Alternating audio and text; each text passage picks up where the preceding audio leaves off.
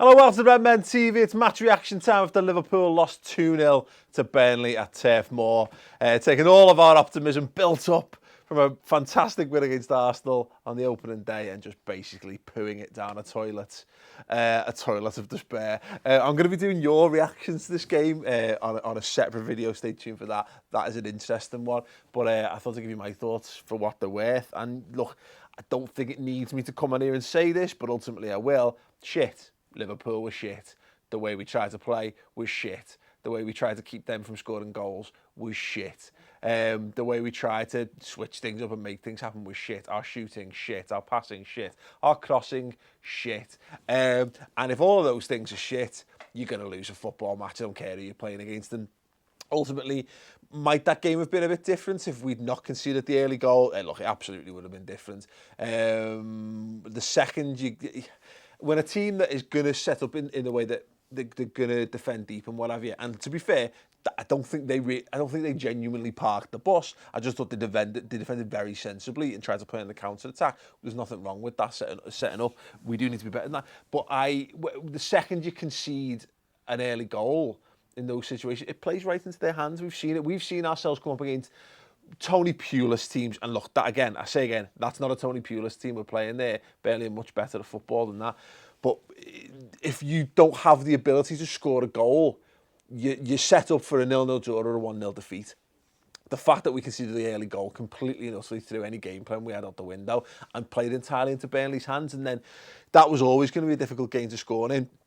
We always do struggle against teams that don't go toe-to-toe with us.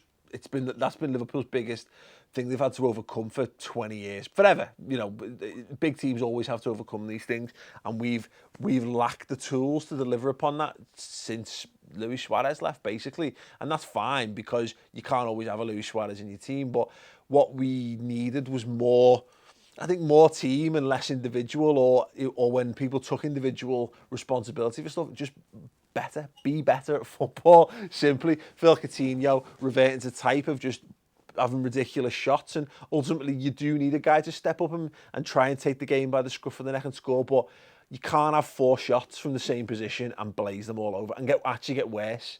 You know, by the 4th one, hit the target. I mean, I know he hit the target once in 4 or 5, I think. It's not good enough. You know, again, you can't build a team and a season around scoring those goals, but you did need a moment of magic in that game. And Daniel Sturridge, too far removed from the action. I don't think it was a good decision to play him on the right, to start him on the right. I think that was a really bad call. When you look at what Marko was offering for us, and I kind of get Sturridge in there, no, put someone with a bit more pace in there. Look, Markovic's not a great player, but if he's not good enough to be if Markovic isn't even good enough to be on the bench, if he's fit, if he's not good enough to be on the bench there, he's defo going. Why not get someone else in who can do that? Because you can see it was back to Liverpool of last season. Mane looked like the only, but all of a sudden we're going to be entirely reliant upon him. If that's the case, we need to go back into the transfer market and get someone else. We've got money. Look, with this £30 million fresh in the bank account from Christian Benteke, go out and buy someone else who has that ability or is close to that ability, if nothing else. Because it was piss poor. But look, ultimately you shouldn't be losing these games 2-0. If you lose this game 1-0 to the second goal, you can go, listen, I get that. That's what happens. You push men forward. You're open to conceding on the counter. But to lose 2-0 and not pose a consistent goal threat, nah, not good enough. Not good enough, but ultimately, second game of the season. Has that killed my optimism for the season? No, it hasn't, because ultimately I still believe in what we're trying to do. Still trying to potentially add something in the window, and even if we don't, who gives a fuck? You know what? Again, I've said this before. I'll say it again. Choosing happiness. I could be miserable. I could be downbeat about that, and I'm not going to be happy. I'm not going to be cartwheeling because we've lost. But I refuse to think the world's ending because we've lost a game like that. Liverpool are going to lose football matches this season. Everyone's going to lose football matches. It's not about the fact that we lose. It's not about how you fall. It's about how you pick yourself back up again.